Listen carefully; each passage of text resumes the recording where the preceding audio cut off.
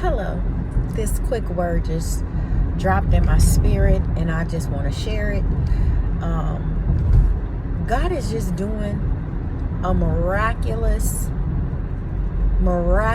turnaround, shifting, if you will, in this season. God said, the race is not given to the swift nor the strong, but he that endureth to the end. Continue to endure. Continue to go. Continue to trust him. Continue to work your faith, even when you don't see favor. Work the faith, even when you don't see favor. See, God has an unchanging hand. His hand is unchanging.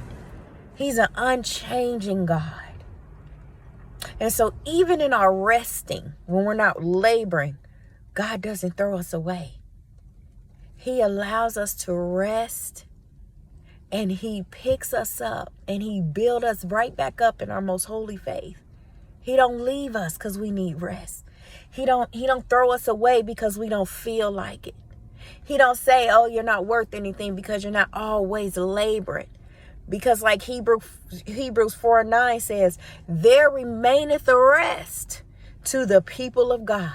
So there is a season of rest. So you have to really discern and know what season you're in, what time, because God don't operate on time. He operates in seasons. And so I just want to encourage the body, encourage all people, because I'm not religious. Encourage all mankind. There remaineth a rest. Just because you've rested, God is not done with you. God don't relinquish his hand, don't withdraw his hand, not relinquish. He doesn't withdraw his hand because you want to get rest. Even Jesus rested. He rested on the seventh day. So we must take time to rest. Because if we're always pouring out, we'll begin to pour from empty vessels. And what good is to pour from an empty vessel?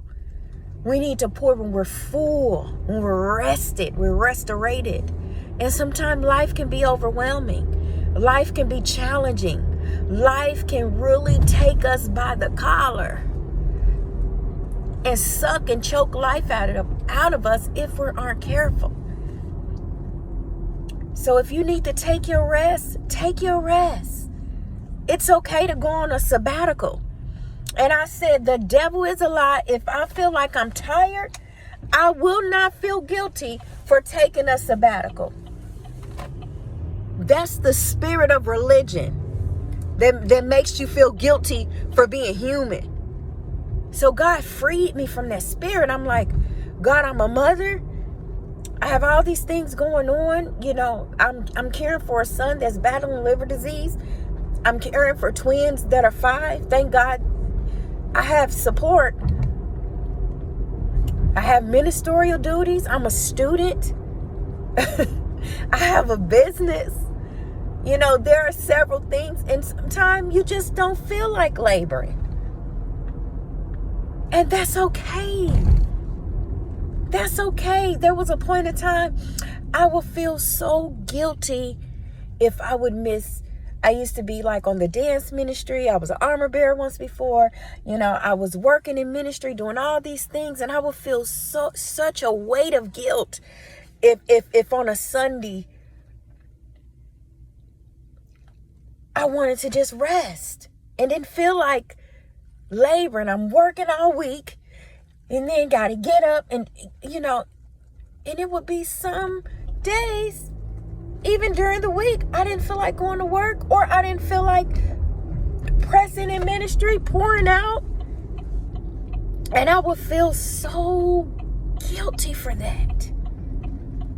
But I bless God for delivering me from that spirit of guilt and condemnation. God said, you take your rest. Take my yoke upon me and learn of me. My burden is light. My yoke is easy. My burden is light. God does not, the Spirit of God, does not bombard us with a whole bunch of tasks. You know, and I had to realize some of that stuff I was putting on myself. Some of those burdens I was tacking on myself. God said, that don't belong to you. I didn't tell you to do all this. And a lot of times, even in ministry, we create all these extra ministries. Yeah, it may be really great for the body, but sometimes we're creating unnecessary labors that God did not ordain, give us permission, give us the go ahead, or put in nobody's spirit to do. And a lot of times we're just going off our own will, our own thoughts and ideas without consulting with the Father. And then we get bogged down, oppressed, we get stressed out and tired, broke down, tired, because we done poured out and we done labored in the vineyard that God didn't call us to labor in. And so I thank God for the spirit of rest.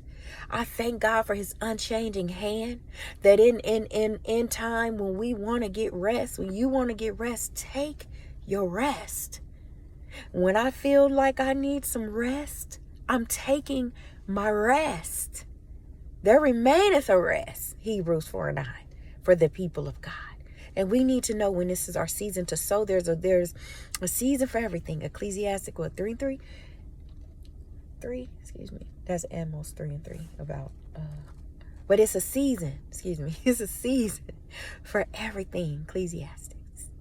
Season to reap, a season to sow, a season to die, a season to cry, a season to mourn. There's a season of rest.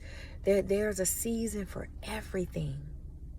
So know when it's your season, and know when the Spirit of the Lord is leading you to do something, and you want to obey your leaders, but we can't keep living in a man-pleasing state or perspective. We have to shift to pleasing God, the Spirit of God, and staying right in that ordinance, and being one with God, and being okay with your decisions.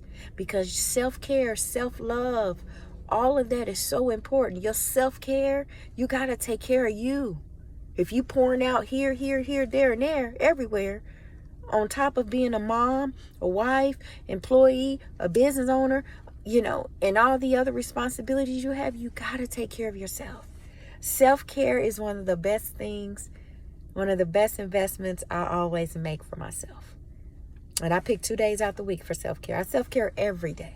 Whether it's a treat, a smoothie, something I really enjoy or love, some meditation, some quiet time, some breathing intention, breathing out relaxation, whatever it is that gives you self-care, whatever it is to give you the love on yourself, take some time to rest and love on you, because nobody can love you like you do.